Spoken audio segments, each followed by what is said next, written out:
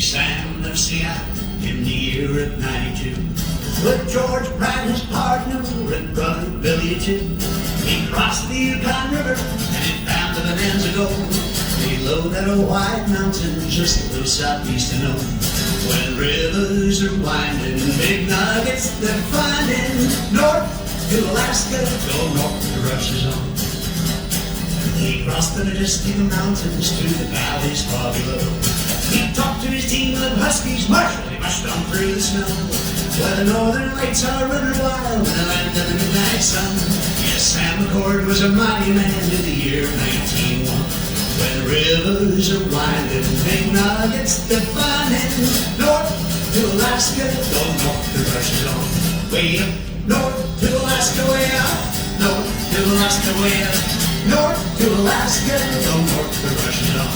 Way up north to Alaska, way up. North to Alaska, way up. North to Alaska, go north to Russia's own. Johnny Horton.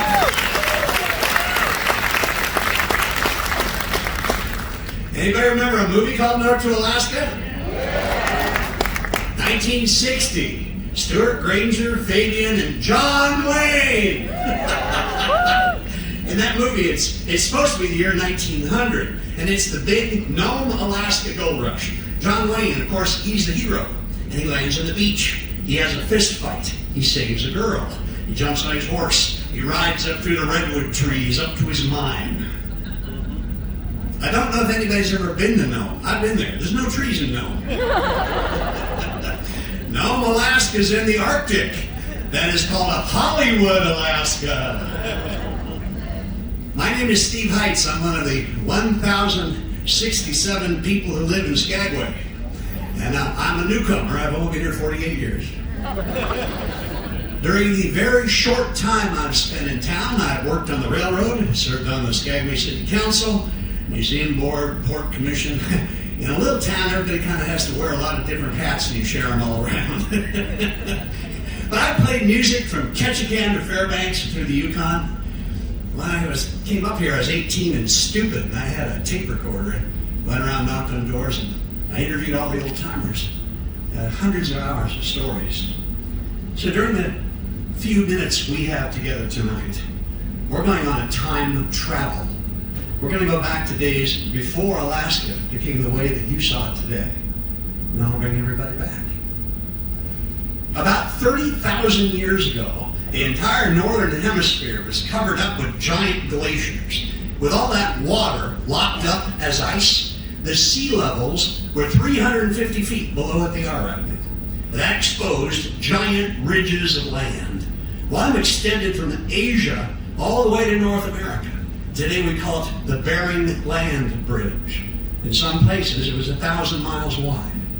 Animals migrated across the bridge, followed by human hunters. And then, of course, the climate cycled, the ice melted, and the waters rose. The land bridge was merely covered up once more by the sea. The people who found themselves in Alaska found an extreme place. But there was an amazing animal up here, the whale. It provided everything required for human life. Inupiat whaling captains became the leaders of their people because they could provide for a whole village. Whaling has been important in Alaska since the very beginning, and it remains important in Alaska's coastal Arctic native communities to this day.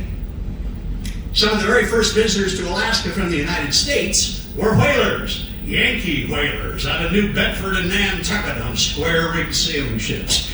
They were not watching mountains and glaciers glide by.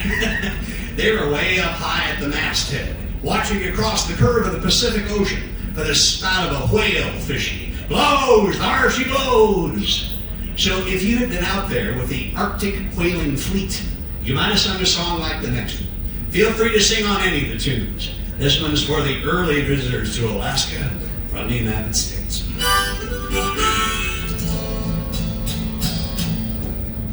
Arr.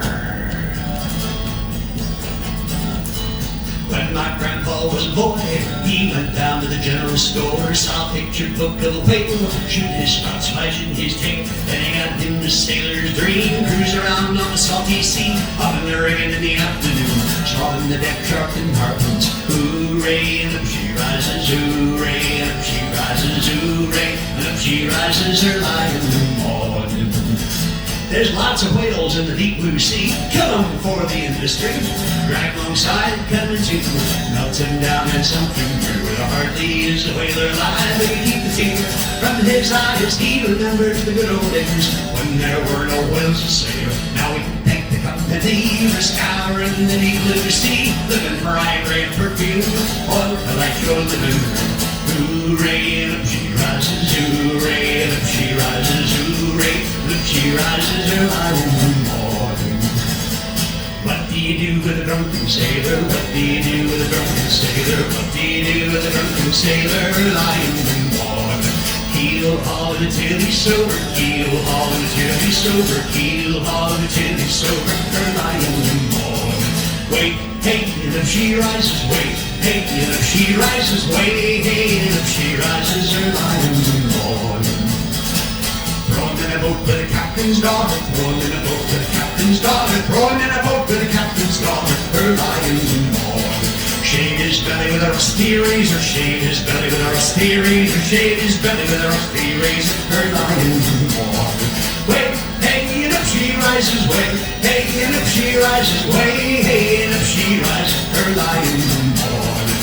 Wait, hey, and up she rises, wait, hey, and up she rises, wait, hey, and up she rises, early in the morning.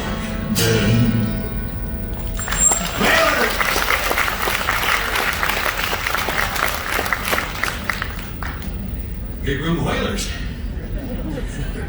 We didn't get them all either. Whalers had a very bad summer up here, the summer of 1865. The last week of June, 1865, there were 30 Yankee whaling ships up here working in the Bering Sea. They were right off the western coast of Alaska, just off the ice pack, and they were all chasing whales. When all of a sudden, out of the fog and the snow, there appeared the Confederate commerce raider CSS Shenandoah. This Confederate States of America warship, a sister to the Alabama, had come halfway around the entire world, sinking United States merchant shipping, and she suddenly appeared smack dab in the middle of the Yankee whaling fleet. Firing her Whitworth gun across their bows, the Confederate warship forced the Yankee vessels to heave to, furl their sails, and surrender. And over the next 2 days, after safely unloading all the crew into whale boats, 28 Yankee whaling ships were all burned and sunk. The American Civil War had ended 11 weeks before. News of that event had not had time to reach all the way north to the distant Arctic. And so the very last shot fired in the American Civil War was actually fired up here in Alaska. Other than the whalers, of course, very few Americans knew anything about Alaska. In fact, a lot of the misunderstanding there is about us today, you can trace a lot of it back to the front pages of America's newspapers. Right after the war, 1867, Seward's icebox, Seward's folly, 7.2 million for nothing but icebergs and Eskimos. Who wants to buy Alaska? The purchase of Alaska by American Secretary of State William Seward from the Russian Tsar for $7.2 million. Comes out at about 2 cents an acre. That was considered by the American press, in their tremendous wisdom of those days, to be a terrible mistake. And Alaska became the laughing stock of America's brand new territorial possessions. Newspapers back east, the journalists there all called us Icebergia. Alaska got put up on a shelf. We were forgotten about, like a giant treasure chest with the lid closed, for decade after decade after decade, until an amazing day, July 17, 1897.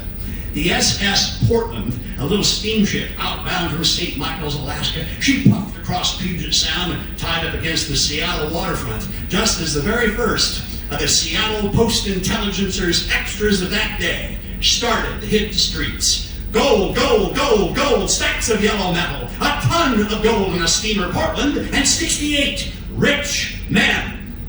Gold we sprang from our benches. Gold we leapt from our stools. Gold we wheeled in the furrow, fired to the faith of fools. Robert W. Service. Who out there knows the name Robert Service? Anybody know that name? Robert Service was a great Canadian poet. He wrote things like, a bunch of the boys were whooping it up in the Malamute Saloon about the shooting of Dan McGrew. And he wrote, there are strange things done in the midnight sun by the men who moil for gold. He wrote that one about the cremation of Sam McGee. And Robert Service wrote about the Klondike Gold Rush too. 1 million Americans across the depression-ridden United States read their hometown newspaper headlines that said, gold in the Klondike. And they planned to leave home. And 100,000 did, taking railroad trains across the continent to San Francisco, Tacoma, Seattle, booking steamers out of Vancouver and Victoria, and jammed to the rails of everything that floated, eyes wide with anticipation. They imagined, all I'm going to have to do is reach down and pick up gold nuggets the size of hen's eggs. I'm going to be rich. All I got to do is get up there. And as they headed north, 100,000 of them, they were all singing their own version of the Ballad of the Yukon.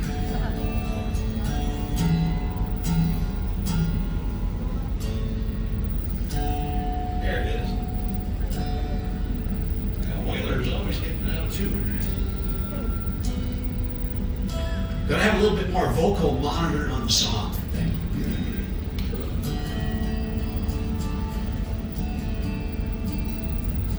I first recorded this song, which I wrote on my very first record album, Yukon Legacy, first album completely produced in Southeast Alaska. Recorded live at the Red Dog Saloon down in Juneau 43 years ago. For many years I had cases of that LP. I used them to insulate parts of my house.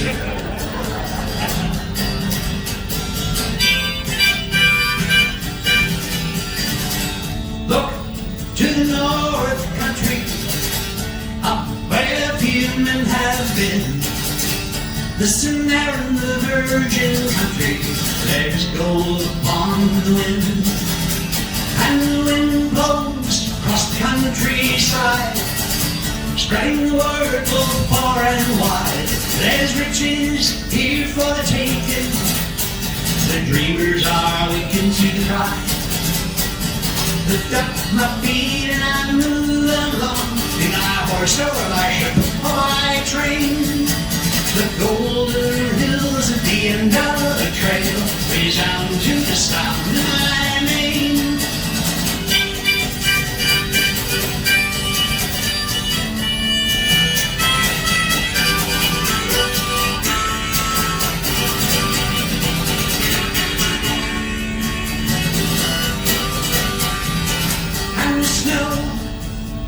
Is black with blood, out the corpses of the dead, stiff and lifeless in the snow.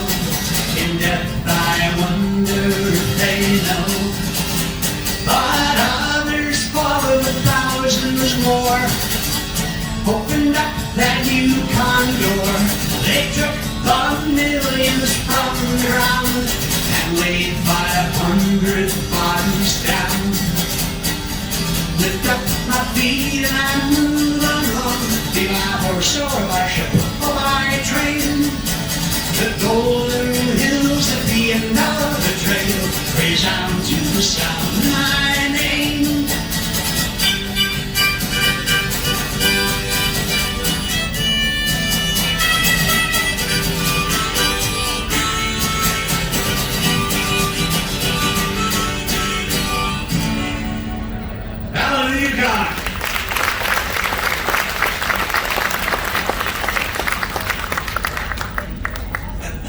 Feels so good when you quit. They landed at the twin coastal boomtown cities of Skagway and WWII, Alaska. Skagway was a city of 20,000 people.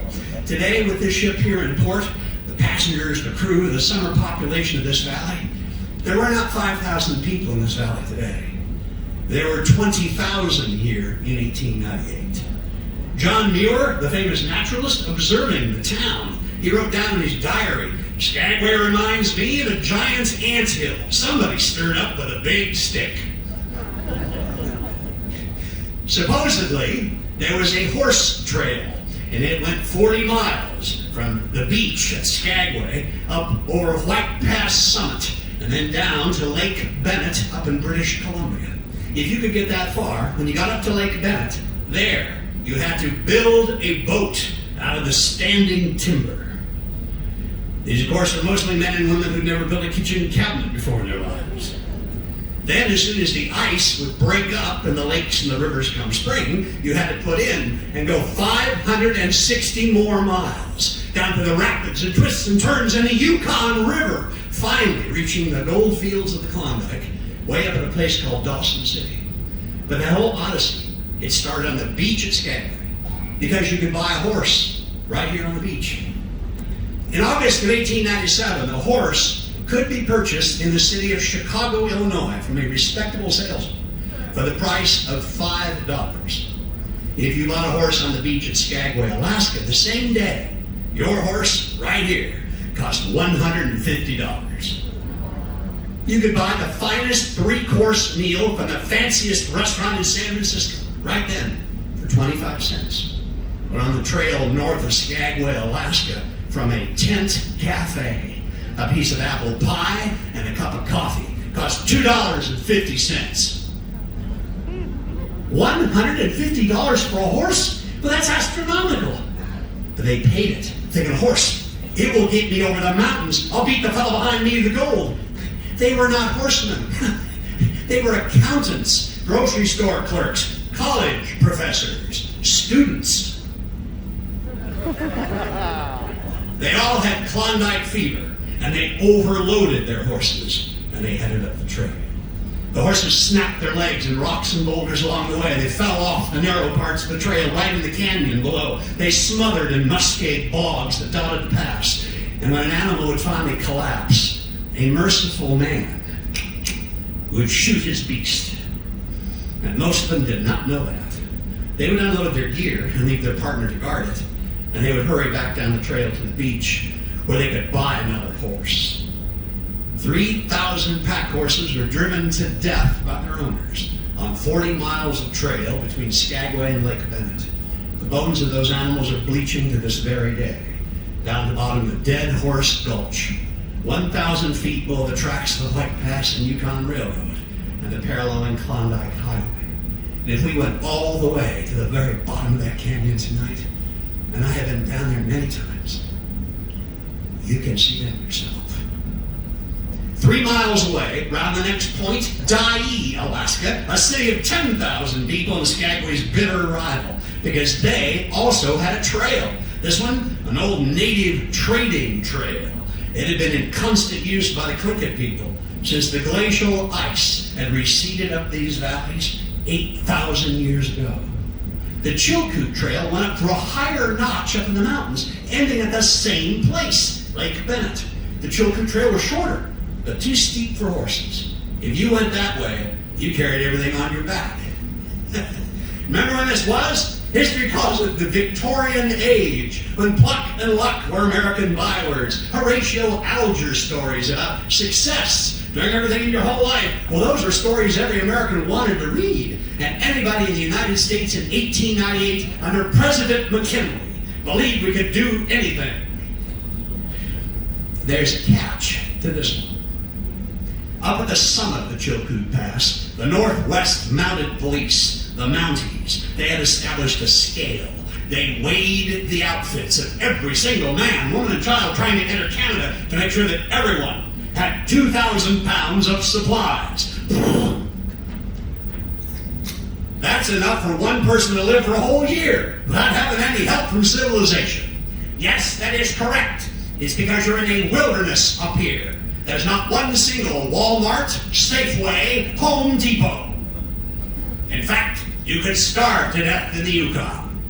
And the mounted police are not about to let that happen on their watch.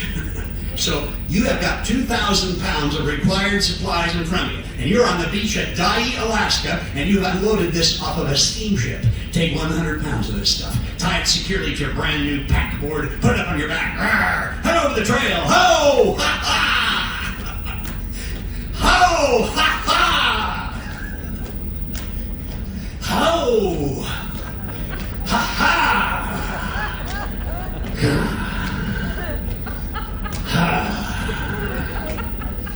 A day and a half later, you finally get to the summit. 17 miles up the trail. Stop. Take off your first 100-pound load and cash it. Turn around and head back down to the beach for my next load. Up and down, back and forth. Up and down, back and forth. 20 round trips were usually required to get up to the summit. And then, of course, the Mounties wade you into Canada. Now, you must carry all of that down to Lake Bennett. Back and forth, up and down, back and forth. 40 round trips were required to carry your 2,000 pounds of supplies over the 33-mile-long, 3,600-foot-high Chilkoot Pass. And about the 7th or 8th trip, it started to snow! Snow at the summit 40 feet deep. Wind up to Skagway gusting from the north 50 miles an hour. Temperatures in the Yukon, where the gold was, were recorded that winter by the mounted police at 70 degrees below 0 Fahrenheit. Somehow, 25,000 people, every one of them each carried 2,000 pounds of supplies on their backs, like a long line of ants climbing a 45-degree ice stairway, chiseled into the summit at the snow in the Chilkoot Pass, an image immortalized forever by black and white photographs that were somehow taken with glass plate negatives, winter of 1897-98. I'll tell one story about one man who went over the trail that winter. It's a true story. You probably haven't heard it, but I'd like you just to listen.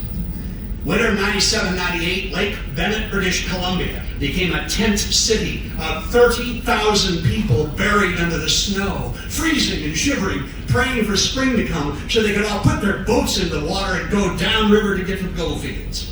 They all had money in their pockets, so this was an entrepreneur's opportunity. If you could figure out what they wanted up there, you could go up and mine the miners. Two young fellows got a really good business idea. Friedrich and his partner Ernest, they packed their idea up the trail and they built the Arctic restaurant and hotel right at Lake Bennett. They charged sky-high prices for a meal and for a bed, and they made a small fortune. Then they heard the railroad might be coming through. They tore down the hotel, carried it up to Whitehorse, the proposed end of track, and rebuilt it. They made a second fortune when the railroad arrived.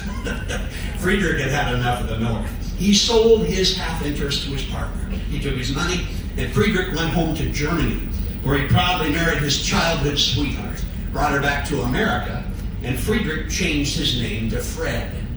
Their son, Fred Jr., took some of the Klondike fortune. He invested it wisely in New York real estate. The grandson put the family's name above the doors of his own hotels, and he became the 45th President of the United States, Donald John Trump. The Trump family's very first fortune was made with their hotel at Lake Bennett, British Columbia, on the trail from Skagway, Alaska to the Klondike. That's a true story.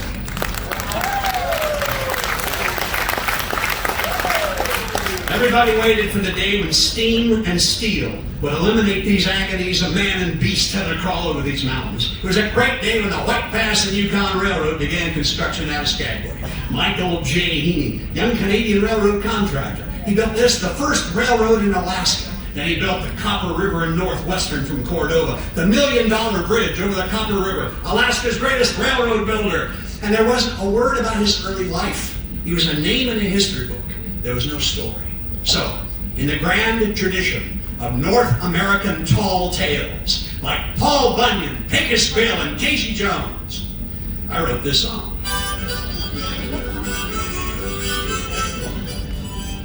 Snooze is chewing tobacco.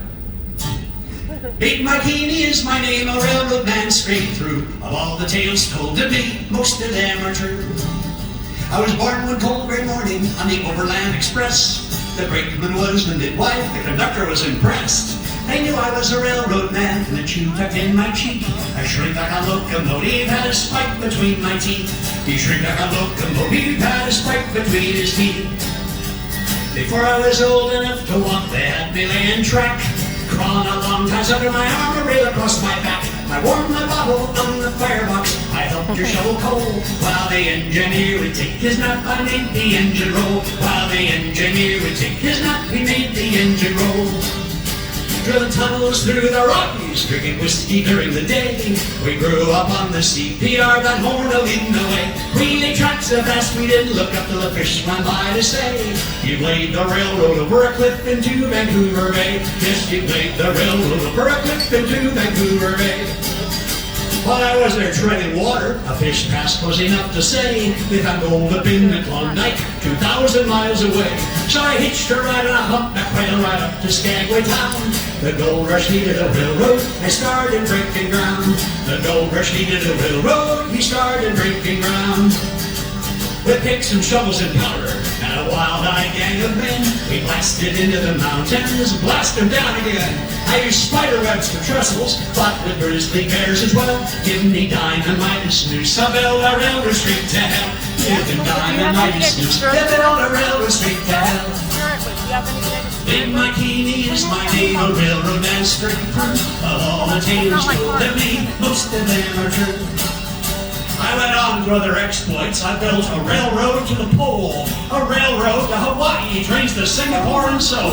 But a man like me just can't sit still as I gaze up at the stars. I'll build a railroad up to Jupiter, short line on to Mars. Build a railroad up to Jupiter, short line on to Mars. Big Mikey is my name, a railroad man straight through.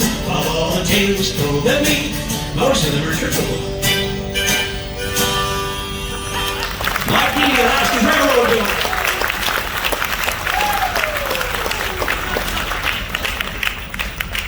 Hear all that applause, Mike? Hear that? That's all for you.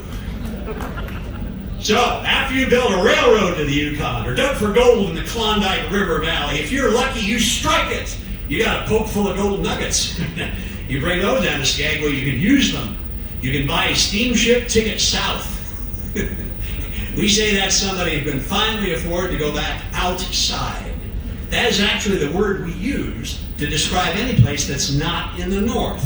Outside. Oh, you're going outside. Down to some fancy city. Like maybe San Francisco. Find a fancy hotel right off the Embarcadero. Walk in. Find a fancy sit-down restaurant. Get a big meal. Find a fancy bright lit-up saloon. Walk in. Meet a fancy bright lit-up lady. Next thing you know, your flat broke busted all over again.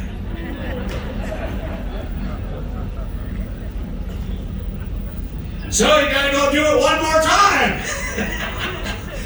It's called boom and bust, partner. Boom and bust, the cycle of the North. Boom in Dawson City. Boom in Nome. Boom in Fairbanks, Natananal mining country. Boom in Iditarod. Boom in Ruby. Boom in Atwin. Boom and bust. Boom and bust. Decade after decade after decade. And some of those prospectors, those stampeders, they chased that will-o'-the-wisp. They chased after that gold up here. A whole lot of them chased it here the whole rest of their lives. And they became seasonal, these things. Up here, we set everything with a calendar. No boom in the north could ever start till spring. When ice would break up with a roar in the Yukon River. And that would open 90 days of river navigation. In those days, they used a fleet of flat-bottomed stern-wheel steamboats. These were the only transportation vehicle other than dog teams that you could use in the whole interior country of Alaska and the Yukon. By the middle 1920s, in fact, there were only half a dozen rattle-trap railroads up here running nowhere to nowhere. There were no roads. There were half a dozen daredevil bush pilots trying to carry the U.S. mail.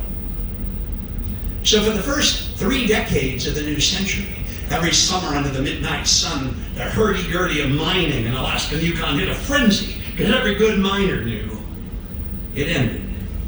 Up here, it actually ends like a big, giant door slamming shut. We still call it freeze up, the arrival of the next winter.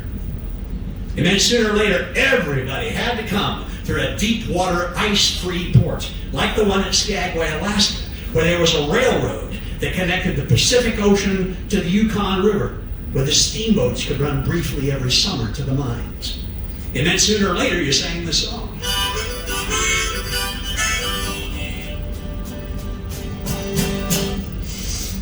I'd love to get you on a slow boat to Skagway, all to myself alone.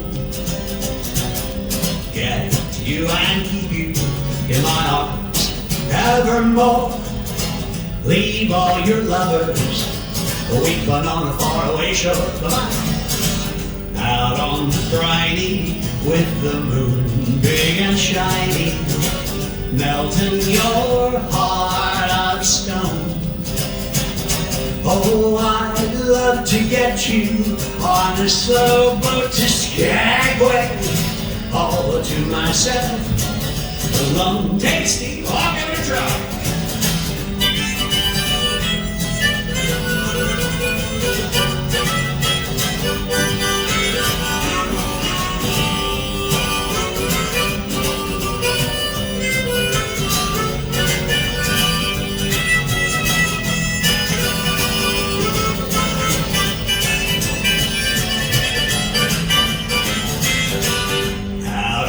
Briny with the moon big and shiny, melting your heart of stone. Oh, I'd love to get you on a slow boat to Skagway, all to myself with nobody else, all to myself.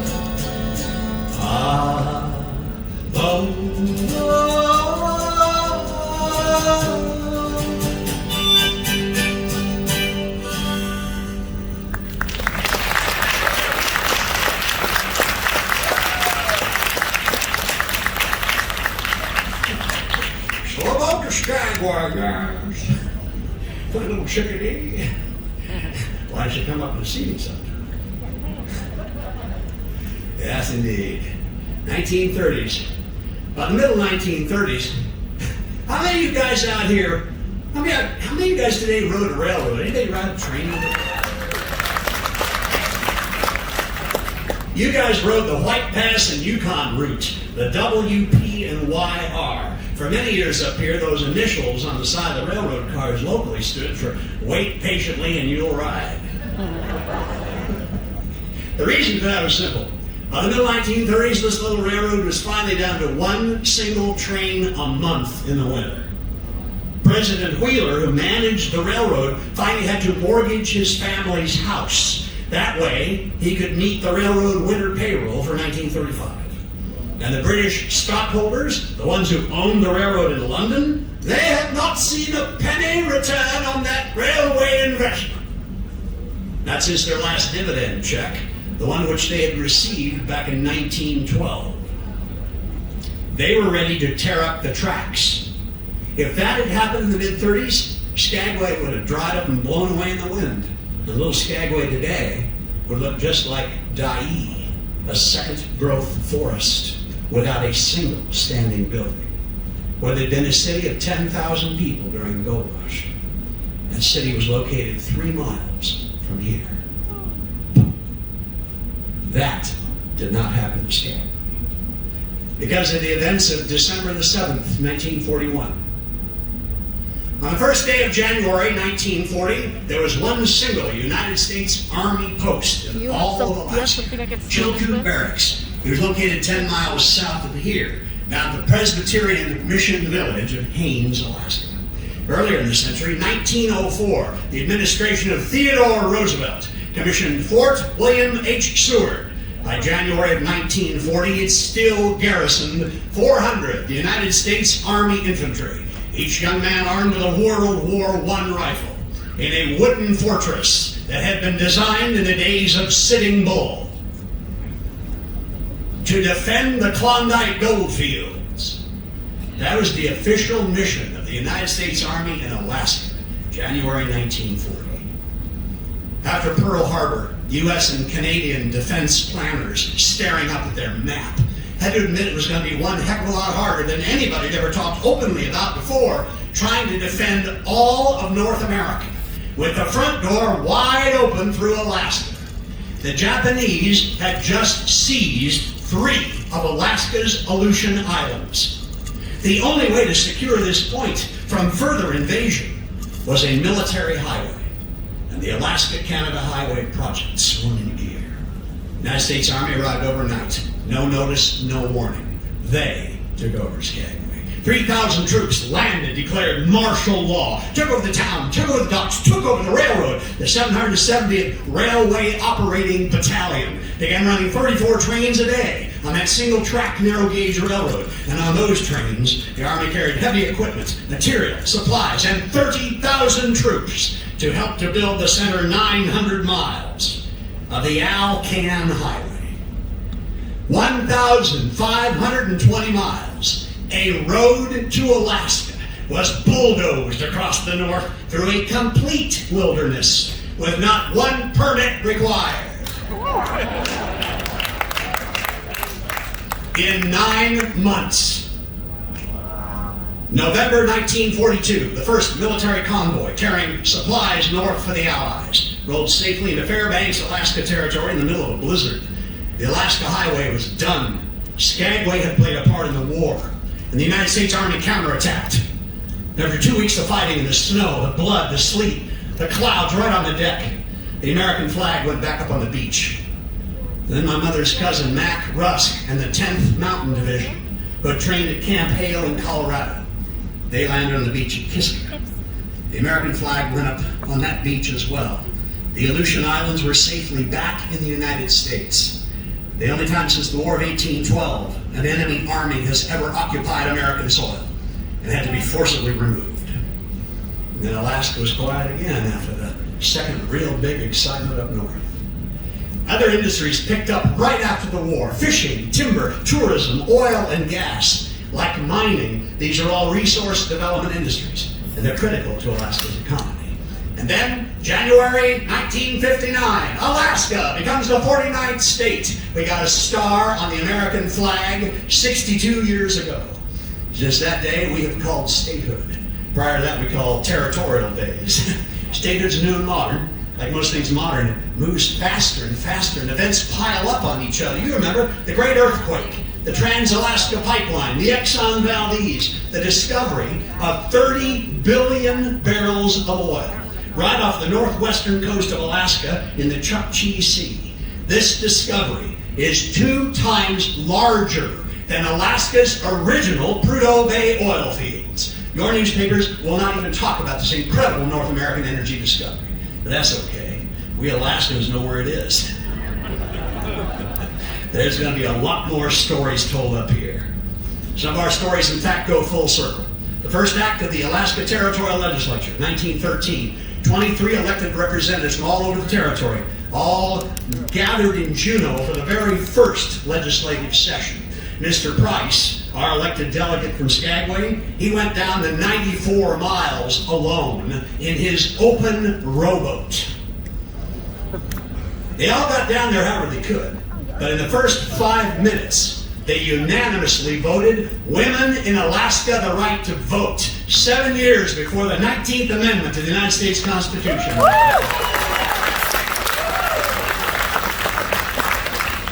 Because we did that all the way back then, the next story could happen. In 1964, a young fellow named Chuck Heath moved up here from Sandpoint, Idaho. He brought his entire family. It included his 2-month-old baby daughter. Chuck got a job here in Skagway working on the railroad. Then he taught school in town, while she learned how to ride her tricycle on the boardwalk in front of their house at 1st and Main. In 1969, when she got out of kindergarten, Chuck loaded the whole family up and moved up to Wasilla. And when she grew up, she got elected to their city council, elected mayor, elected the first woman governor of Alaska.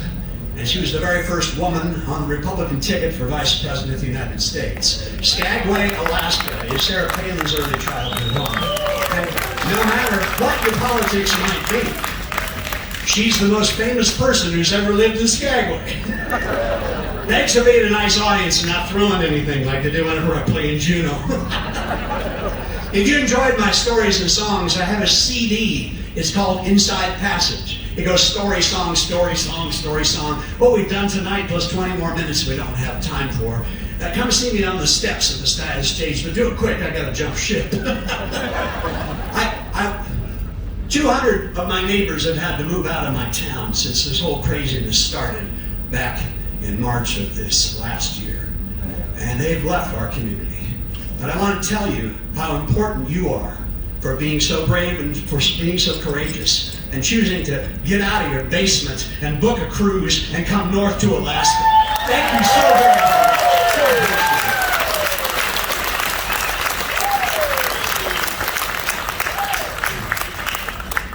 In 1926, a 13-year-old orphaned Navy boy, his name was Benson. Benny was living up in Seward at the Jesse Lee Mission House. Benny heard about a contest just announced by Governor Parks. The governor of the territory wanted all the children in every school to sit down and try their hand at designing a flag. Alaska didn't have one yet. Benny Benson joined that contest. His simple design, a blue field with 8 gold stars, and his 3 simple sentences describing what those elements meant to him. That won over every judge. They won the contest. And today Benny's flag is the flag of the state of Alaska. But his words were then crafted by Marie Drake to music by Eleanor Dusenberry, which was composed on Jack and Georgette Kernsy's piano at their home in Skagway. The song became our state song. It's called Alaska's Flag. It's about Benny's banner. It is a great honor to sing the short final song for you world travelers. Because as a recent arrival to Alaska myself, but as an American, I believe that if frontier is part of the American character, not necessarily wilderness, but frontier, then this song is an American anthem. It's a song about a place that hundreds of millions of people all over the world would wish they lived in tonight. Alaska's state song, Alaska's Flag. You may remain seated. When I first came up here a long time ago, they made you stand for this song. 8 stars of gold on a field of blue, Alaska's flag may it mean to you. The blue of the sea, the evening sky, the mountains, lakes, and the flowers nearby. The gold of the early sourdough's dreams, the precious gold of the hills and streams. The brilliant stars in the northern sky, the Bear, the Dipper, and shining high. The great North Star with its steady light, o'er land and sea, a beacon bright. Alaska's flag to Alaskans dear, the simple flag of a last frontier.